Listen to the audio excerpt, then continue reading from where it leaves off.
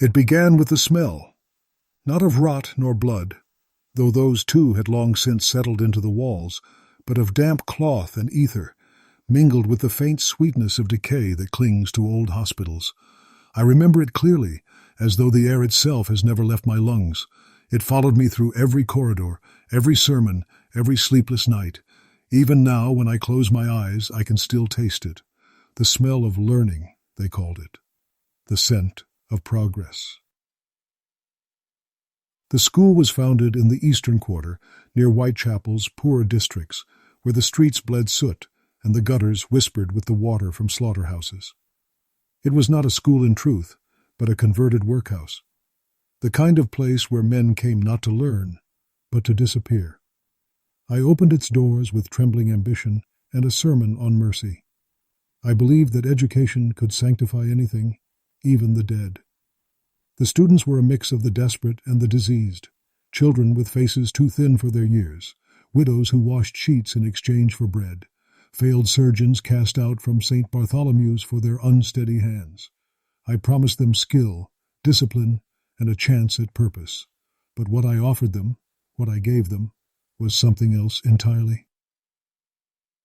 The first week, we received 2 cadavers from the parish infirmary. By the second month, there were 8. By the end of that winter, I had stopped asking where they came from. It was easier that way. The porter, Mr. Greaves, handled all the arrangements, a coarse man with a soft voice, who spoke as though afraid of his own words. He never looked at me when he delivered them, shrouded in their linen, their faces covered, their limbs still faintly warm from the night. Sometimes I would find him alone in the cellar, sitting beside the stretchers after the others had gone. He would hum to himself, a slow, tuneless sound, and track to the outline of a hand beneath the sheet. I never asked why. Perhaps I was afraid to hear his answer. The lanterns burned low by evening, their light pale against the mist that crept beneath the door. I would lecture until my throat cracked, my words echoing through the hollow space where once there had been prayers. The workhouse chapel still stood at the center of the building, though we had boarded its windows and moved the altar to make room for our tables. The crucifix hung crooked on the back wall, its wooden Christ half covered in dust. Some of the students complained of noises at night, the creak of trolleys moving through the corridors, the slow dripping of unseen water, the sound of footsteps where no one walked. I told them it was the settling of old wood, the moan of London's damp bones, but even then I knew better.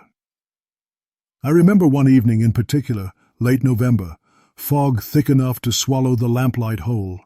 The fire had died low in the furnace, and I was alone in the preparation room. I had stayed to complete my notes on a specimen. A young man, perhaps 20, his chest collapsed inward like a broken bell. The light trembled as I leaned over him, and for the first time I thought I saw his lips move. Only slightly, like the flutter of a moth's wing. I told myself it was a trick of exhaustion. The candle guttered. I reached to steady it, and when I looked back, I swear his eyes were open. Not wide, not alert, but half-lidded, fixed on something beyond me. I froze. I waited. I listened. But there was no breath, no sound, nothing but the echo of my own heartbeat against the stone. When I finally reached to close them, the lids were already shut. I did not sleep that night, nor the next. In the morning I told Greaves to remove the body at once. He asked no questions, only nodded, and wheeled the stretcher toward the rear door. I followed him as far as the chapel. That was when I noticed the trail. Faint smudges, blackened and wet, like the residue of ash mixed with oil. It led not toward the furnace, but downward, into the passage beneath the floor. Few knew of that passage. It had once been a storage vault, before the school was built, when the building still belonged to the parish. I had locked it months ago.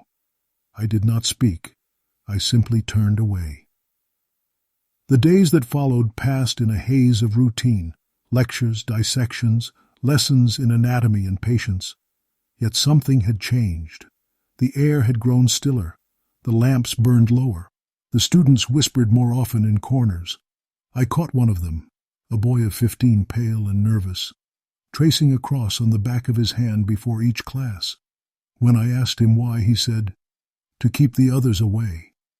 I asked what others he meant, but he refused to say. I remember that silence more than I remember his face. A week later, he vanished. His name was Thomas Hales. He had no family, no home beyond the school. The constable said he likely ran off, as so many of them did. But I knew he had not left by choice. His coat still hung by the door. His shoes remained beside the cot. That night, when I walked the corridor alone, I heard it again. The faint shuffle of feet on the stone below, moving not away but under. And it was then I realized the floorboards had begun to breathe. The sound came first, soft, rhythmic, like the measured pulse of lungs beneath the floor. At times it would quiet, almost vanish, and then return with a slow, deliberate sigh, as though the house itself drew breath in its sleep. The others claimed not to hear it, but I did. I still do. After young Hales disappeared, the school's and dance faltered. 2 students withdrew, citing illness. Another was found drunk in the alley behind the apothecary, muttering of shapes moving behind the chapel walls. I dismissed him before dawn. The fewer who remained, the easier it was to keep the order I required. Each morning, I would unlock the doors to the dissection room and light the lamps one by one. The room had changed in ways I could not quite name. The air felt heavy, like cloth soaked through with old rain. Even the instruments seemed duller. Scalpels that refused to cut, glass jars clouded from within. A faint residue coated everything, fine as soot, fine as memory. Greaves continued to bring specimens without record. He no longer entered through the front door.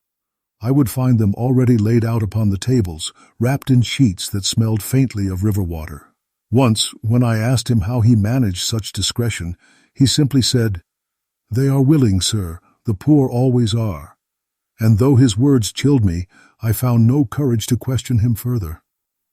It was the girl that unsettled me most. She could not have been more than 16. A laundress, I was told, unclaimed after fever took her family. Her skin was pale as candle wax, her hands folded neatly upon her chest. I remember unwrapping her, the linen peeling away in silence, and seeing the faintest trace of red about her eyes, as if she had wept herself into death. That night, I dreamed of her standing beside my bed, her hands no longer folded but reaching, not in accusation but in plea. When I woke, the candle beside me had burned down to nothing, though I had not lit it. In the days that followed, the students began to speak of cold spots, corners where their breath turned visible, even when the furnace blazed. They avoided the lower hall and the old chapel most of all. It was there, beneath the crooked crucifix, that one of them found a damp outline upon the stone, shaped like a body at rest. I told them it was a trick of condensation, yet when I knelt to examine it myself, the stone was warm. I kept my lectures shorter. The fewer hours we spent in that room, the safer I felt. Still, the ledger must be filled, attendance recorded, cadavers catalogued, anatomy transcribed. Each entry became a prayer against memory. I wrote until my hand cramped, until the words blurred into lines, until I could no longer recall which names belonged to the living. One evening, Greaves brought another body. I heard the wheels of his cart before I saw him, but when I went to the door, no one was there, only the stretcher and a note. For the class, as promised. No signature, no seal. When I drew back the sheet, I found not the face of a stranger, but one I knew, the boy Hales. His features were slack, his mouth slightly parted as though in mid-speech. The skin about his throat bore a faint ligature mark. I staggered backward, nearly overturned the lantern. There was no mistaking him. I summoned Greaves at once, but he would not come. "If the lad is back," he said through the keyhole, "then perhaps he was never gone." His voice trembled, and I could hear him weeping behind the door. The next morning the body was gone. The table wiped clean, the instruments polished. No trace of the boy remained, save the faint imprint where his head had rested. The students noticed my silence. I dismissed their questions with a trembling hand. Some of them began to pray aloud before class. Others refused to touch the instruments at all. They spoke of whispers in the vault, voices that called their names softly, as if from under the boards. I tried to convince myself that it was the echo of dripping water, that all of this could be reasoned, catalogued, dissected like any organ. But the mind is no patient. It bleeds differently. On the third night after the boy's reappearance, I heard the breathing again. Stronger now, heavier. It seemed to come from beneath the central table. I knelt, trembling, the lamp in my hand. The floorboards swelled with the faintest movement, like something stirring in its sleep. I reached to touch the wood. It was warm. And when I pressed my ear against it, I swear I heard my own name spoken, not in accusation, but recognition. That was when I began to understand that the dead were not what haunted the school. It was the living, those of us who refused to let them rest. By the turn of winter, the school had emptied. The halls echoed with the quiet drip of melted snow through the roof, each drop marking a second that refused to pass. The portraits of the benefactors seemed to watch me from their gilded frames, eyes dulled yet patient, as though waiting for my confession. The dissection room had been sealed since Hales's return. I told the trustees there had been a contamination, though I could not name its source. Greaves no longer appeared at all. His quarters behind the chapel were found abandoned, his bedding damp with mold, his lantern still lit when they discovered it, the flame burning weak but unspent, as if refusing to die before he did. It was during one of my nightly walks that I first noticed the new door. It had not been there before. Low, narrow, half concealed behind a collapsed shelf near the records office. The wood was older than the building itself, the hinges blackened with age. I do not remember opening it. I only recall the sound, the groan of old metal yielding to something that wished to be found. A stair descended beyond it, uneven, hand-carved, spiraling into a darkness that felt deliberate. I followed with my lamp held low, the walls sweating with cold. The air grew thicker as I descended, filled with the smell of damp cloth and something faintly sweet like decay mixed with lavender. At the bottom, I found a door of iron bars. Beyond it, a cellar, wide, low, and lined with stone alcoves. Each alcove held a shape, wrapped in linen, some small, some tall, some twisted, as though buried mid-movement. Candles burned in jars along the floor, their light trembling over the bodies, revealing letters scrawled upon the wrappings, initials, dates, prayers. There were far too many to have been brought through the school gates. A record book lay open on a nearby table. The handwriting was Greaves's, but the ink was smeared, the words blurred as though the paper had wept. I could make out only fragments, reclaimed, delivered, for instruction, still breathing. Still breathing. I turned toward the nearest alcove, my hand unsteady. The linen around the figure's face moved slightly, as if stirred by breath. I froze, lamp trembling. The sound was faint, but undeniable, a shallow inhale, followed by a slow, wet exhale. I wanted to run, but curiosity held me still, the same curiosity that had brought me to anatomy, to death, to knowledge itself. I peeled back the cloth. The face beneath was pale, lips parted, eyes closed. It was not Hales. It was the laundress, the girl. Her lips were dry, but her chest rose weakly, struggling against the weight of the bandages. Her throat bore the faint stitch marks of dissection, sewn shut and healing. She was alive. My body went cold. Every lesson, every principle of medicine fell away. I reached for her pulse, and it fluttered weakly beneath my touch. When I tried to loosen the wrappings, her eyes opened, not in terror, but with calm familiarity, as though she had been waiting.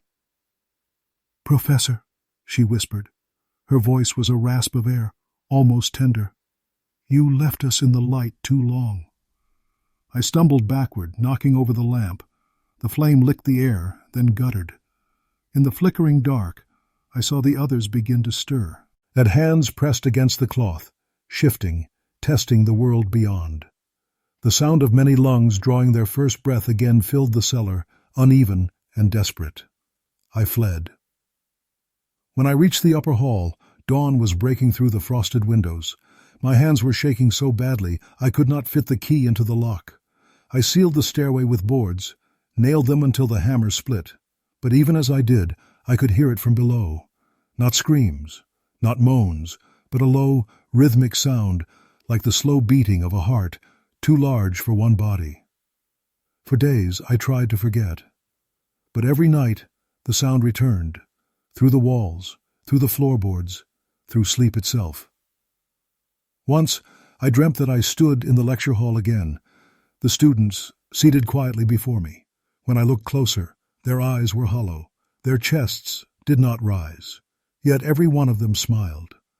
When I woke, my desk was covered in ash. The ledger had burned itself during the night. Only one page remained intact, bearing my own name, written in a hand not my own. No record of Greaves was ever found. The trustees closed the school that spring, citing unsustainable conditions. The building was left to rot. But sometimes, when the fog settles low over the old grounds, passers-by claim to hear voices from beneath the soil, the soft, measured rhythm of lungs, still remembering how to breathe. And though I am far from that place now, I sometimes wake in the night, hand pressed to my chest, waiting to feel the same warmth rising from beneath my ribs, praying it is only my own heart. I am not certain what compelled me to return.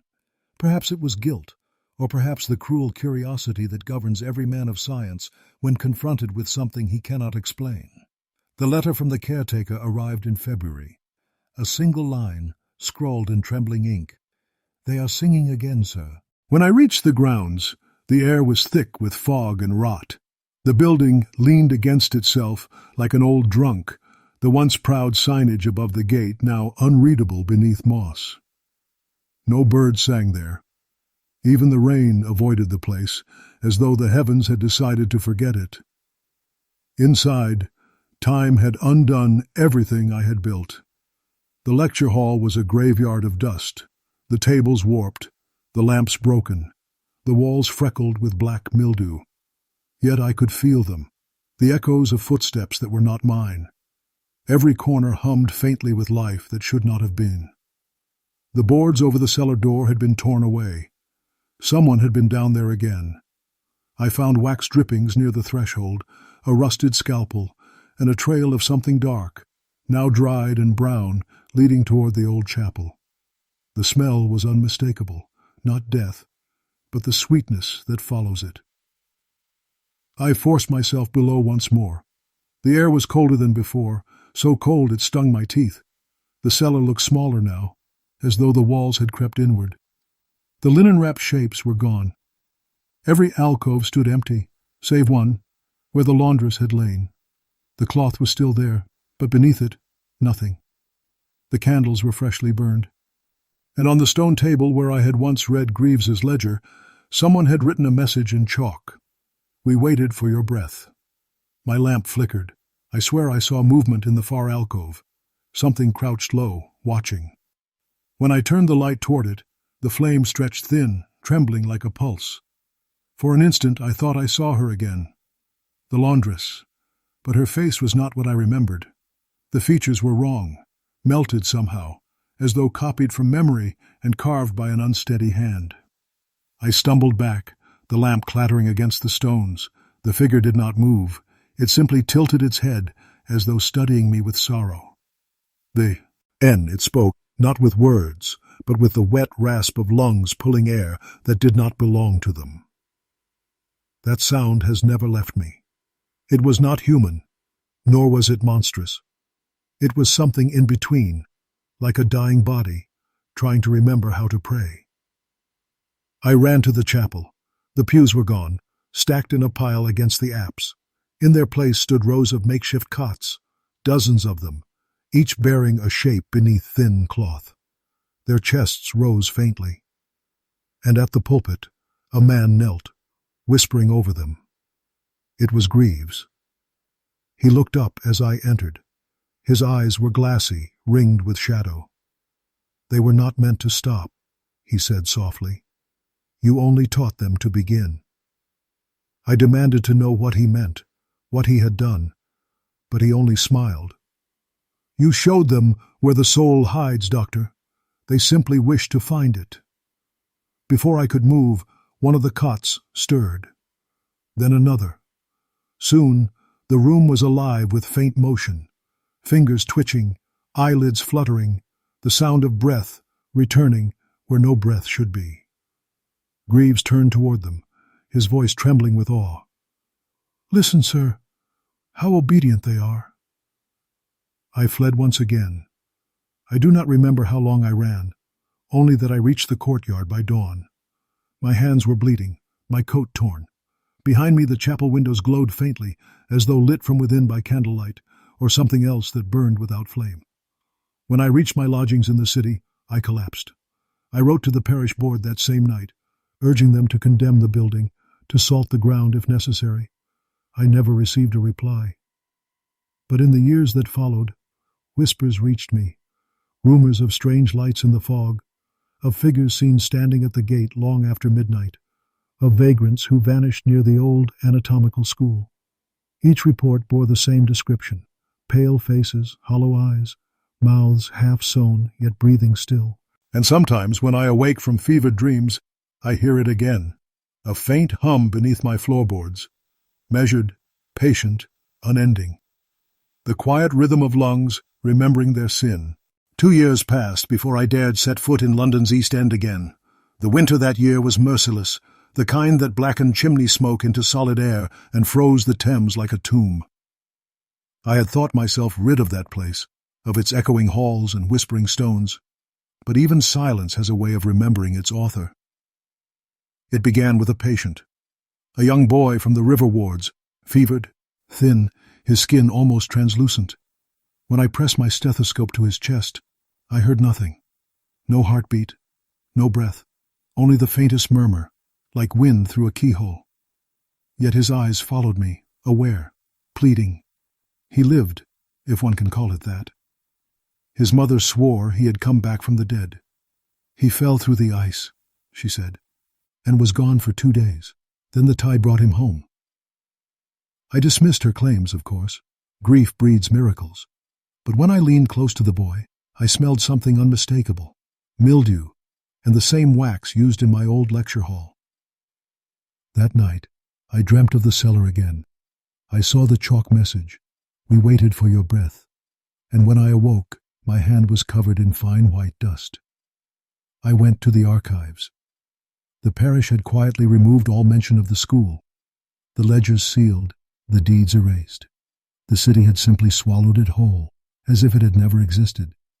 But one record remained, a coroner's note about a man found dead near the churchyard wall, dated 6 months after I fled. Cause of death: self-inflicted laceration of the throat.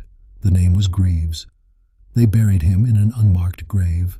The body, it said, was incomplete. Something in me fractured that day. I began to walk the city like a penitent ghost, through fog-thick alleys and shuttered tenements, past the beggars coughing into rags and the drunks sleeping beneath gas lamps. Everywhere, I felt the same breathless hum beneath my feet. London itself seemed to breathe with it. I found myself at the Thames one evening, the same stretch of river where the boy had fallen. The water glowed faintly beneath the moonlight, thick with refuse and reflection. Then I saw her, the laundress, or what remained of her. She stood knee-deep in the water, her hair long and wet, her face half-turned toward the embankment.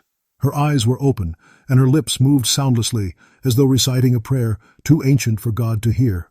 I did not move, neither did she. The current passed through her skirts without ripple, and then, slowly, she raised one hand, not to beckon, but to cover her mouth, as if to remind me what I had stolen. I left London the next morning. For months, I kept to the countryside, tending to what few patients would still have me.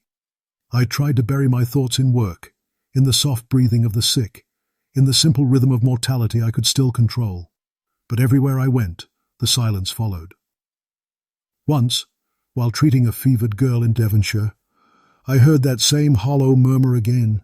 I pressed my ear to her chest, and realized, with a shudder, that she was humming, the same tune that once echoed beneath my floorboards, the hymn Greaves used to recite as he worked. When I asked where she'd learned it, she smiled faintly and said, "The man by the river taught me."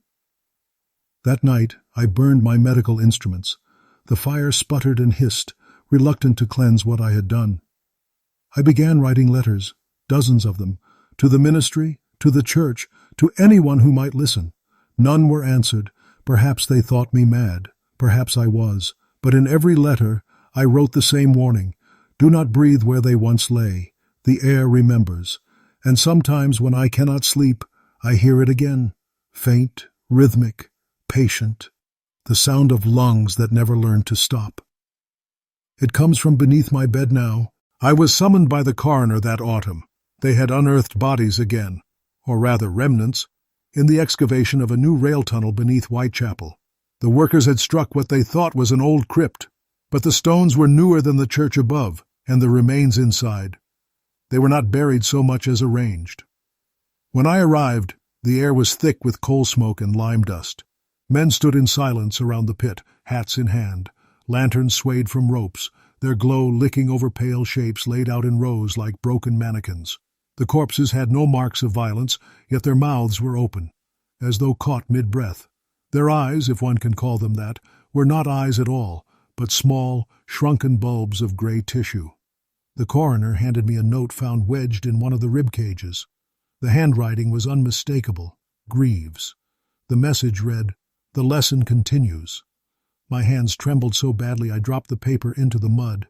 I could feel every eye upon me, though none of them knew why I stared as I did. The coroner mistook my silence for professional shock. "You lectured here once, did you not, Dr. Crane?" he asked. I lied. I said I had never been within a mile of the place. But that night, alone in my lodging, I opened the parcel they had given me, a fragment taken from the site, a jawbone, still slick with something that was not quite decay. Inside, between the teeth, I found a scrap of cloth. When I pulled it free, I saw the pattern, a seam of student uniform linen. The initials, stitched faintly in red thread, were my own. I sat there until dawn, listening. The city was never silent, yet beneath the clatter of hooves and the hiss of pipes, I heard it. The faint, measured rhythm I knew too well, breathless but not dead. I began to keep watch at night. I moved lodgings often. Still, the hum followed. It came through walls, through flow, oars through the spaces between sleep and waking. Sometimes I would see movement in my window's reflection, a shape passing just behind my shoulder, its outline blurred, its chest rising and falling in slow defiance of stillness. In the spring, a telegram arrived from a former student, a man named Hollis, who had assisted me in the early years of the school. His message was brief. "They're opening the chapel." I went at once. The building had been boarded for years, yet somehow the door swung inward when I touched it. The pews were gone, replaced with wooden crates marked for shipment. On one of them lay a ledger, newer than mine.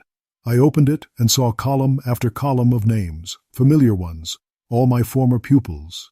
Each name bore a date beside it, some recent, some crossed through. The final page was blank except for 2 words, "Yours remains." The floorboards beneath the lectern gave a slow, wet creak. I stepped back. Something below shifted. The scent that rose up was unmistakable, not rot, but breath. I leaned closer, the lamplight trembling in my hand. A seam ran between the planks, sealed with wax. I touched it, and the wood pulsed faintly, like skin, remembering warmth. When I tore it open, a rush of air escaped, warm, wet, and heavy. The cellar below was no longer empty.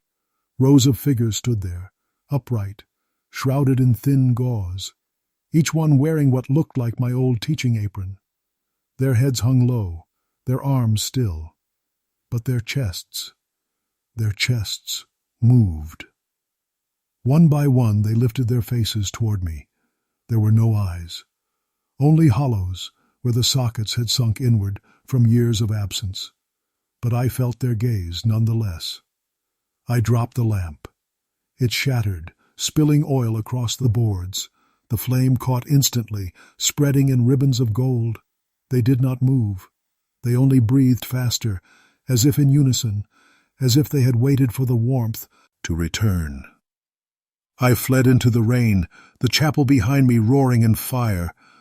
The smoke that rose was not gray but pale, almost white, and it carried with it the smell of wax, linen, and something sweet.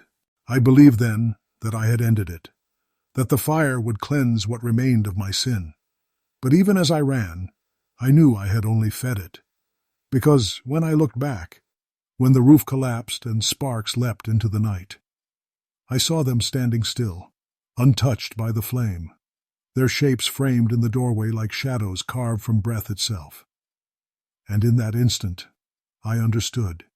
You cannot burn what was never truly alive. For months after the fire, I lived as a ghost within my own skin. I rented a single room above a cobbler's shop in Lambeth, where the air forever smelled of glue and leather. Each night I sat at my window, watching the smoke from the factories drift across the Thames, rising like faint columns of incense for the damned. I did not pray. I could not. Prayer belongs to those who still believe they might be heard. It was the coughing that returned first. That hollow rasp I had once thought belonged only to the poor children brought to my ward. It began as a sound in the hallway, soft, pitiful, like a dying thing trying to remember how to breathe. I would open my door and find nothing but the long corridor, gray and still. Yet the smell of ether lingered, faint but unmistakable. I began to hear it beneath my bed, behind the cupboard, even within the walls themselves. One evening I pressed my ear to the plaster. There, beneath the heartbeat of the city, came the faintest murmur, a voice, a child's. It spoke my name. I told myself it was the fever. I had been drinking more laudanum than sleep required, chasing silence like a man chases absolution. But then I found the mark. On the inside of my door, scratched deep into the wood, were 3 initials, ACC mine. Beneath them, a crude symbol, 2 lungs, crudely etched, connected by a line that ran downward into a circle. I remembered drawing it once in lecture, years before, to explain the motion of AI within the body. That night, I woke to find the window open. The fog had crept in like a living thing, swallowing the corners of the room. I rose to shut it, and saw in the glass a shape standing just behind me. Its outline was vague, featureless, yet I knew the stoop of its shoulders, the hesitant tilt of the head. It was one of my patients, the first, perhaps, the one whose name I had struck from the register when she failed to survive the procedure. When I turned, there was nothing, only the faintest impression of moisture upon the floorboards, 2 small, bare footprints that led toward my bed, then vanished. For weeks, I tried to leave London. Each attempt failed. At the station, my hands would shake so violently that I could not lift my ticket. Once, I fainted before boarding and awoke in a nearby infirmary, a nurse dabbing my brow with vinegar. Her face seemed oddly familiar, not her features, but the way her breath stuttered when she leaned close. The same rhythm, the same ragged pulse I had heard in the chapel cellar. She smiled at me, though her eyes never did. "Rest, doctor," she whispered. "They're not finished with you yet."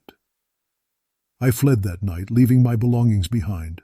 I walked the streets until dawn, past taverns and lodging-houses, past the river's black water.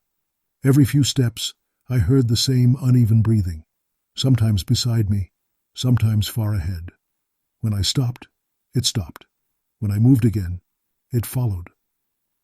I sought out the coroner from the Whitechapel dig, hoping for some rational explanation. His office was empty, his desk abandoned, but upon it lay his journal, open to a page that bore my name, written over and over, each line shakier than the last.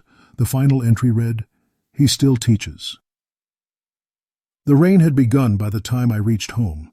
My room smelled again of ether and something sweet, like rotting violets. Upon my pillow lay a folded scrap of cloth, clean and white. When I unfolded it, a small puff of dust rose, not ash, not soil, bone, ground fine as chalk, and then the coughing began again, not from the walls, not from beyond the door, but from me. I coughed until the lamp guttered out. until my throat tore and my lungs burned. And as I gasped there in the dark, I realized the truth I had avoided all these years. I was breathing the same air as them, the same shared breath, circling endlessly, drawn from body to body, grave to grave. What I thought I had created to restore life had only taught death how to borrow it. Now when I wake, I see the air shimmer faintly in the candlelight, as though the room itself is alive. Sometimes I speak to it, sometimes it answers. I keep the window open at night, though I do not know why. Perhaps I hope it will finally leave me, but deep down I think I know the truth. It no longer belongs to them. It belongs to me. Winter came early that year. London drowned beneath its own smoke, and the streets froze over with the kind of ice that does not melt, only shifts color from gray to black. I was growing thinner by the day. My hands trembled when I tried to write, and I had begun to bleed from the nose without reason. Each night I felt a strange heaviness in my chest, not quite pain, not quite breath. It was as though something had taken residence there, drawing air in its own rhythm, keeping me alive only because it was not yet done with me. I stopped answering letters. I sold what remained of my books to buy candles. The light soothed me, though it also betrayed me. It showed the movement in the corners, small, pale flickers, as if the room itself exhaled with every gust of wind. The walls pulsed sometimes, faintly, like a heartbeat hidden beneath plaster. One evening, while scraping at my fireplace for warmth, I uncovered something lodged between the bricks, a small glass vial sealed in wax. Inside was a folded slip of paper, yellowed and damp. I opened it with shaking fingers, written, and upon it in my own hand were the words, "To breathe is to confess." For hours I sat before the fire, staring into the glow, trying to recall when I had written such a thing. It was my handwriting, but the ink was wrong, too pale, too thin, as if diluted by something organic. My memory offered only fragments. A night in the dissection room, Greaves laughing, the sound of the bellows, the smell of burned hair. I began to dream again. Always the same place, a long hall lit by gas lamps, filled with bodies upright and breathing, their faces hidden behind gauze. They inhaled together, exhaled together, the sound rising and falling like the sea. In each dream, I tried to step forward, to speak, but every time I did, their breath thickened until it filled my throat, and I woke choking, gasping for air that was no longer my own. I thought of leaving England altogether. There was talk of new universities in the colonies, places where a man might begin again under another name. But when I tried to sign my resignation, the pen refused me. The ink simply would not dry. The words bled into one another until the page resembled lungs collapsing into their own stains. Then came the knock, 3 soft raps upon my door, measured and deliberate. I did not answer. Hours passed, then 3 more, at the same rhythm. I moved to the door and pressed my ear against it. There was no sound beyond, only the faint rush of air, a breath so close it fogged the wood. I opened it. The hallway was empty, but upon the floor lay a bundle wrapped in white cloth. I hesitated, then knelt. It was small, fragile. When I pulled back the covering, I found not an infant, as I had feared, but a set of lungs, preserved, perfectly intact. The veins beneath the surface shimmered faintly, as if still pulsing. They were warm. A note pinned to the cloth read, "Return to sender."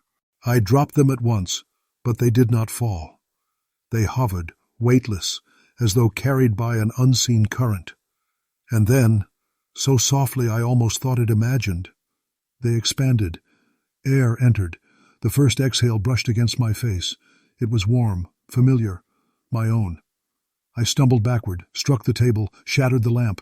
The room plunged into darkness, yet I could see them still, pale shapes circling in the air like moths made of breath. The walls seemed to draw closer, and the window pane fogged as though an unseen face pressed against it from outside. I do not remember the moment I collapsed, only that I woke upon the floor hours later, my lungs aching, my chest rising and falling in strange rhythm. I crawled toward the mirror. My reflection looked back, eyes sunken, skin sallow. But something was wrong. My breath misted on the glass. Twice. 2 separate clouds, one mine, one other. And then, in the reflection, behind me, the faint outline of a figure formed from smoke, head bowed, shoulders narrow, chest lifting gently as it drew another breath through me. I tried to scream, but all that escaped was a whisper. I know now that there is no boundary between body and air, between sinner and confession. We are merely lungs of the same great thing, all drawing from the same endless haunted wind. Since that night I have not dared to sleep again. When I close my eyes, I hear it, the long, slow inhale that is not my own. It waits at the edge of waking, patient, endless. And every morning when the light breaks across the city, the window breathes first, not me. The asylum gates had changed since I last passed through them. The iron was blacker now, the hinges stiffer, as though the place had aged with me. Inside, the halls smelled of lime and ether, faintly sweet with decay. The orderlies said little, though their eyes followed me, not with suspicion, but recognition. They remembered the doctor I once was. Dr. Greaves had been buried 2 years prior, they told me, though no priest had blessed the ground. His journals were sealed by the city, his instruments burned. Yet there was one patient left under his name, a case he had never discharged. I asked to see the record. The clerk hesitated. Then, without speaking, he handed me a folder bound in cracked leather. Across the front, in Greaves's familiar scrawl, was written, Subject A, Airborne Consciousness, Retains Respiration. Inside lay sketches of a human figure with no face, only the suggestion of lungs outlined in ink, repeated page after page, each drawing slightly different, as though it were evolving. The final entry read, Patient's breath refuses to cease. No heart detected, only movement of air. I followed the clerk down the corridor to the lower ward, where the condemned patients were kept, those whose conditions frightened even their physicians. The cell was narrow, lit by a single barred window. On the bed sat what appeared at first to be a bundle of sheets, but as we approached, the shape within shifted, expanding and deflating with impossible rhythm. There was no body, only the sound, breathing. The walls pulsed faintly, as if the air itself obeyed the rhythm of that unseen chest. I felt a pull inside me, a tug deep within my lungs that matched the rise and fall of the cell. I stepped closer, unable to resist. The light from the window flickered across the wall, revealing words etched into the plaster, hundreds of them written in my handwriting. Confession through inhalation. Breath does not forget. The air remembers the shape of sin. I fell to my knees. My vision blurred. The sound grew louder, and with it came the faintest trace of a voice, whispering through the exhale. It spoke my name. The clerk fled. I did not move. I pressed my hand toward the sound. The air bent against my fingers, warm and pulsing, and then it took form, faint, translucent, the outline of a man whose face shimmered like water. For a moment I thought it was Greaves. But no, it was me. The reflection hovered in the space between us, lips moving without sound, eyes hollow. My chest ached. I tried to pull back, but the air around me thickened, clinging, wrapping. My breath faltered, then matched his. 2 lungs, 1 motion. He reached forward, or perhaps I did, and our hands met. The air convulsed. Every candle in the corridor went out. I felt the breath leave my body in a rush, but I did not collapse. I remained standing, though something vital had shifted. I inhaled once more, slowly. The air tasted familiar, metallic, mine. When the lamps were relit, the cell was empty. No patient, no shadow, only the sound, that steady, measured breathing, echoing from the walls, syncing perfectly with my own. I left the asylum at dawn. The streets were silent, the city still asleep. As I crossed the bridge over the Thames, a mist rolled in, soft, gray, alive. It moved like a living thing, twisting, drawing close around me. I realized then that the breath I took was no longer mine alone. The air carried memory. It had been waiting all along, and now it breathed through me. Each inhale whispers what the lungs of the dead once knew. Each exhale feeds the ones yet to come. And so the body of air remains, eternal, shared, unseen, the last patient who never leaves. The winter that followed was long and cruel. Every morning, when I awoke, the air about me trembled faintly, as though it too were rousing from sleep. The window panes fogged before I breathed upon them, and the candles sputtered even before the flame reached the wick. I began to understand that I was no longer alone in my respiration. Something beneath or with, in or beyond my own lungs, drew breath with me, always a heartbeat behind, like an echo that refused to fade. I had ceased my practice. My instruments lay locked in their cabinets, though sometimes I found them displaced, glimmering faintly in the lamplight.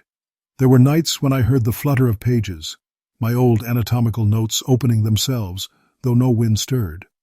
Once I found the words rearranged in my handwriting, though my hand had not touched the pen. To dissect breath is to divide the soul. Each evening, as dusk sank over London, I walked to the river. The fog along the Thames moved strangely now, not like vapor, but like thought made visible. It carried voices, a sigh, a whisper, a half-formed word drifting through the mist.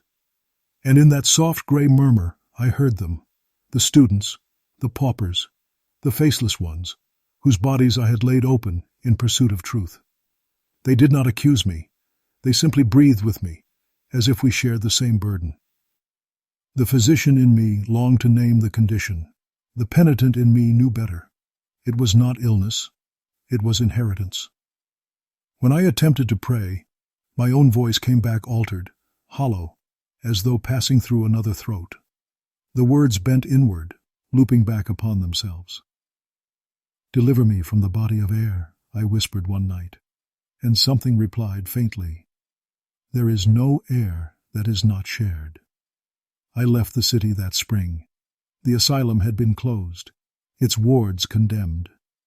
Yet as I passed its gate, I felt that same pull in my chest, the rhythm of another's breath, slow and deliberate, matching mine. I paused by the old chapel. The doors hung open, swaying with the tide of wind. Inside, dust floated thick as smoke. I saw the outline of pews, the remnants of hymns carved into rotted wood, and upon the altar, faint as candle smoke, the shape of a man, bent, trembling, inhaling and exhaling. In time with me, he lifted his head. It was not my reflection this time. It was every face I had ever touched, layered upon one another, breathing through one another, men, women, children, all woven into one trembling mass of breath and memory. I fell to my knees and wept. The figure stepped forward, and the air pressed against my skin, neither warm nor cold, simply present. I heard a sound like 1,000 lungs drawing one final breath. Then silence. When I awoke, I was in my study, seated before the old mirror. My hands were steady. My chest did not rise or fall. Yet I was alive. The clock ticked, the candles burned, and the dust hung motionless in the light. I leaned close to the glass. My reflection stared back, calm, unmoving, and when I exhaled, it did not. It smiled. I have not slept since. I do not tire, nor hunger, nor age. I walk the streets and hear my breath in every passer-by, my voice folded within the city's sighs. The air carries me, disperses me, reshapes me, and when the fog descends, I see their outlines again, those who came before, those who will come after. Perhaps this is what it means to be remembered, not by name, nor by grave, but by the air that fills another's lungs. I leave this confession not as plea, but as warning. The body dies, the mind decays. But breath is a covenant. Once shared, it cannot be reclaimed. And if one night you find yourself alone in your room, the candle flickering though no wind stirs. Take heed before you breathe too deeply, for you may find, as I did, that the air remembers you.